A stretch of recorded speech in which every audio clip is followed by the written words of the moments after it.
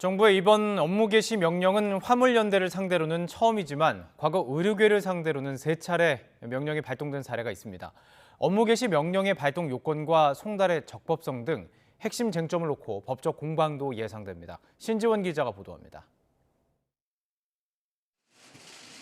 화물연대 파업이 엿새째 이어진 가운데 정부가 업무 개시 명령을 내렸습니다.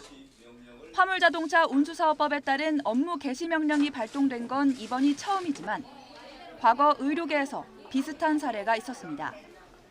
2000년과 2014년, 2020년까지 정부 정책에 반대한 의사들이 파업에 나섰고 의료법에 따른 업무 개시 명령이 발동됐습니다.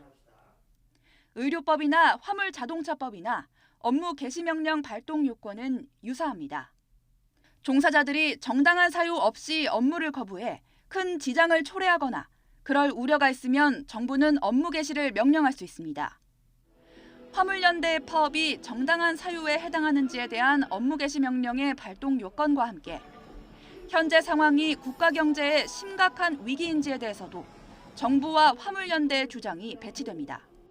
자신들의 명분 없는 요구 관철을 위해 민생과 국민 경제를 볼모로 잡아 물류를 중단시키고 산업 기반을 흔들고 있습니다. 화물연대가 파업을 해서 경제가 더 어려워지고 있다고 말하고 있습니다. 나라 경제를 화물연대가 어렵게 만들지 않았습니다.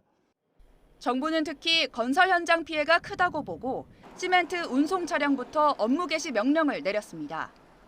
업무 개시 명령이 효력을 갖기 위해서는 구체적인 대상을 특정해서 송달이라는 법적 절차를 이행해야 합니다.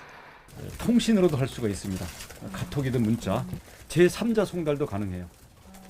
그러니까 거기에 고용자 또는 동거 가족 여기에 대해서 전달하면 과거 의료계 파업 사례를 보면 파업에 동참한 의사들이 업무 개시 명령 송달을 피하려고 휴대전화를 꺼놓는 등 송달 과정이 적법했는지가 쟁점이 됐고 법원의 유무죄 판단에 영향을 주기도 했습니다.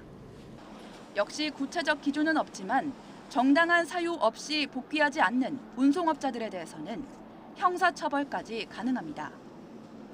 화물연대는 업무 개시 명령에 대한 효력 정지 가처분 신청 등 법적 대응을 예고했습니다. YTN 신지원입니다.